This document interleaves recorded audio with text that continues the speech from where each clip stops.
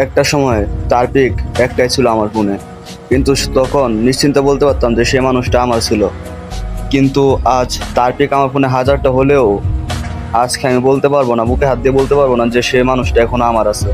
আসলে সে ভাই চলে গেছে আর অনেক আগেই। তবে ভাই আজ যাই হোক, সব কিছু বদলে গেলেও, সে মানুষটা বদলে গেলেও তার দেওয়া স্মৃতিগুলো আমার এখনো মনে আছে।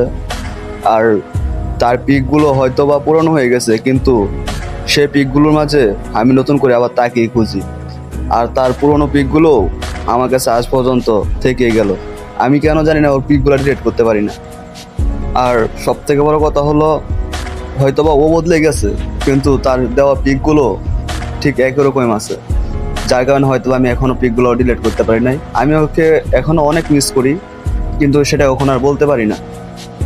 আর যাই হোক, আমি তাকে কখনো বলবো না। তাকে সবসময় আমার বলতে চেষ্টা করলে আমি তাকে কখনো বলতে পারি না। আর সে মানুষটা হয়তো আজ আমাকে ভুলে গেছে। যাই হোক, আমি তার জন্য কখনো খারাপ দোয়া করবো না, বদ দোয়া করবো না। তবে ভাই, আমার সব অপূর্ণ আশার মাঝে আমার শুধু একটাই আশা, যে সে সুখে থাক, ভালো থাকুক। সে হয়তো বা আমার থেকে বেটার কাউকে ডিজার্ভ করে। আর সব থেকে বড় কথা হচ্ছে, সব ভালোবাসা যদি পূর্ণতা পাইতো, তবে বিচ্ছেদের যন্ত্রণা কেই বা বুঝতো।